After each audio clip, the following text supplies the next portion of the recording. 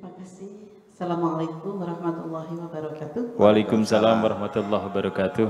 Nama saya Ibu Laili Askia Bisri sebagai Ketua Yayasan Mar'atus Sholihah di Malang.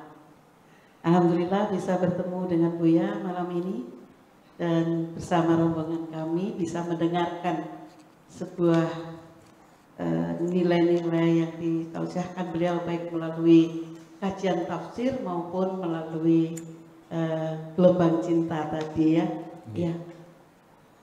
Sungguh kami ini semakin hari semakin merasa bodoh karena begitu luasnya ilmu ya, sehingga apa yang disampaikan Buya sendiri itu tak terukur. Setelah kami mendapatkan mendengarkan apresiasi dari Profesor Han tadi luar biasa, dan itu mungkin sebagian terpikir tapi sebagian tidak terpikir ya. Jadi ternyata ilmu itu harus dikaji dan didengar dari siapapun, karena kita ini tidak akan menjadi orang yang mengerti banyak hal kalau kita tidak pernah belajar dari siapapun.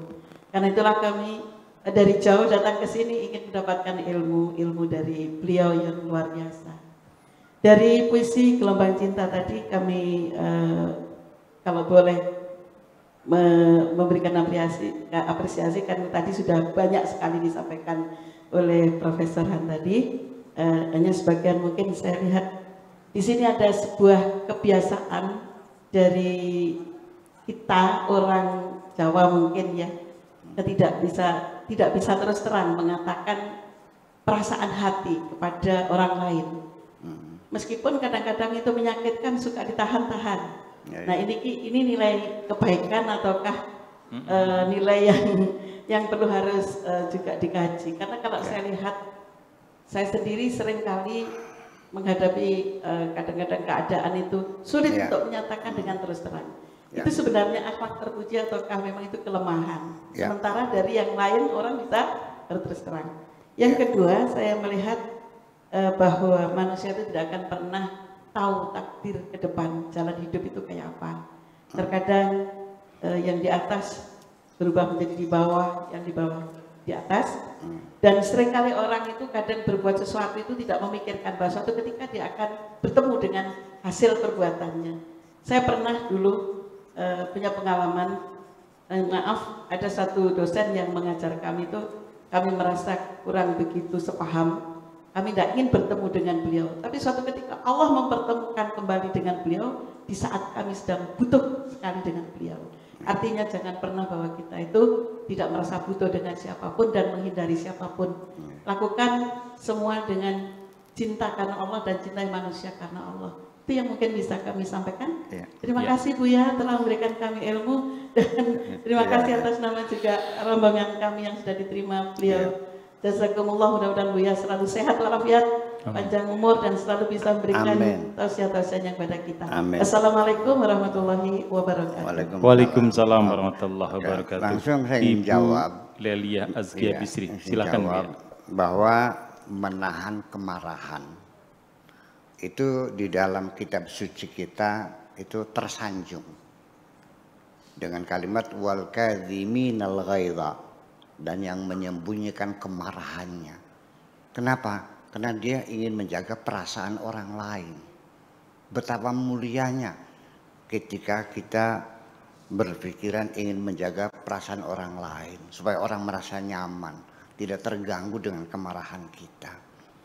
Ya, perasaan orang kita rawat jangan sampai terganggu. Apalagi kalau kita melihat orang kelaparan. Ini kan persoalannya. Bulan puasa ini menimbulkan kepedulian sosial yang tinggi. Dengan puasa kita lapar, kita mengerti. Ternyata tersiksa lapar ini, menderita. Baru kita menderita, baru muncul kepedulian.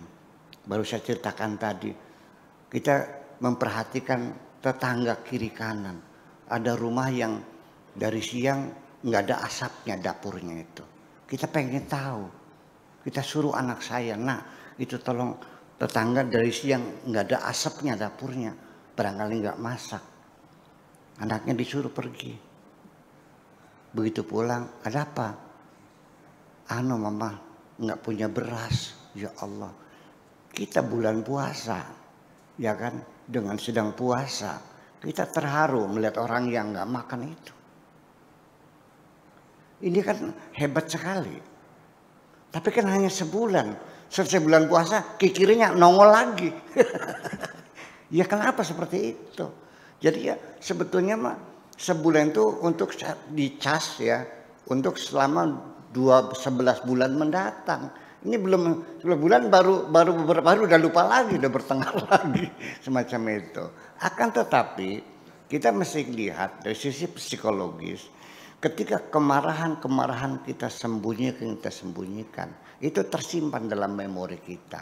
Dan itu bisa menjadi gangguan, bisa menjadi disorder, menjadi gangguan psikologis kita. Ya, akan membuat emosi kita jadi terganggu kalau kita simpan. Makanya di dalam Al-Quran tidak berhenti pada menyembunyikan kemarahan saja, tapi dilanjutkan dengan wal'afina 'anil nas, memberikan pemaaf, mengampuni orang lain. Jadi bukan hanya menyembunyikan saja, itu menjadi beban psikologis nantinya. Kekecewaan kita kalau kita lama-lama menumpuk menjadi masalah. Kalau tidak dilanjutkan dengan memberikan ampunan dan maaf kepada orang lain. Makanya kita harus dilanjutkan dengan wal'afina 'anil nas. Kalau tidak, ya akan menjadi sendiri. Maka justru saya ingin mengatakan, ibu saya ini meninggal usia 95 tahun.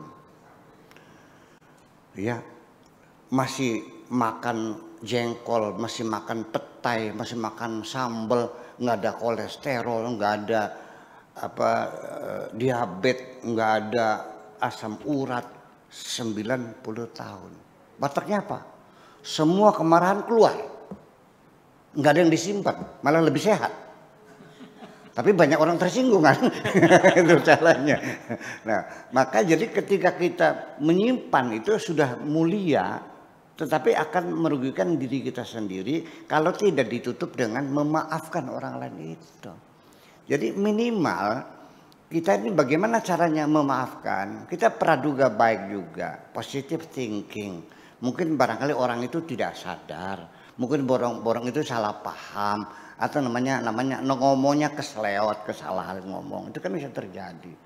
Ya, seperti kita juga sama sering melakukan kesalahan macam itu. Perlu kita waspada semacam itu. Jadi artinya coba bayangkan Profesor Han, tersinggung nggak ada seorang perempuan nggak pakai baju, pakai BH saja, menghadang di tengah jalan saya, menarik tangan saya, suruh mampir ke rumah. Pak Kiai mampir dulu, ditarik-tarik saya, pakai BH aja. Coba, tersinggung nggak saya? Tersinggung. Tapi setelah saya pikir lama, kenapa ya? Enggak juga kok. Akhirnya saya turuti juga, duduk di amben ya, balai dari bambu tuh, ya. Terus keluar air putihnya. Saya mengerti, bisanya saya maafkan karena saya mengerti. Ini orang maksudnya ingin menghormati saya, menyapa saya, betul nggak? Hanya saja kemampuan otaknya sampai di situ. Ya kan gitu. Ya sudah, saya harus berterima kasih kepada orang itu, kesuwun terima kasih bahwa engkau telah menghormati saya. Adapun caranya ya kita harus memakluminya. Jangan menggunakan standarmu untuk orang lain. Itu maksudnya berjiwa besar. Saya kira semacam itu. Ya, jadi itu sangat terpuji sekali. Nah, kemudian dari yang kedua, makanya ketika kita sedang kaya, jangan sombong dulu. Kapan-kapan kau bisa jatuh miskin kok. Kamu jangan sombong sekarang cantik, nggak lama peot kamu nih. Ya kan gitu. Nah, itu jadi artinya bahwa kesombongan itu sendiri juga sebetulnya sesuatu yang tidak layak. Tetapi ini si laki-laki ini tetap tidak menilai perempuan itu sombong, tetap menyanjung juga, ya kan gitu. Sebabnya karena dia sudah punya pilihan dari laki lain, ya sudah selesai nasib saya. Tapi saya yakin bahwa Allah sangat baik kok. Mungkin tidak dikabulkan itu karena ada sesuatu yang lebih baik. Jadi positive thinking itu artinya supaya nanti kita bisa memaklumikan kesalahan orang lain dan nanti akhirnya tidak menjadi beban bagi kita. Makasih kalau begitu. Baik, terima kasih Buya.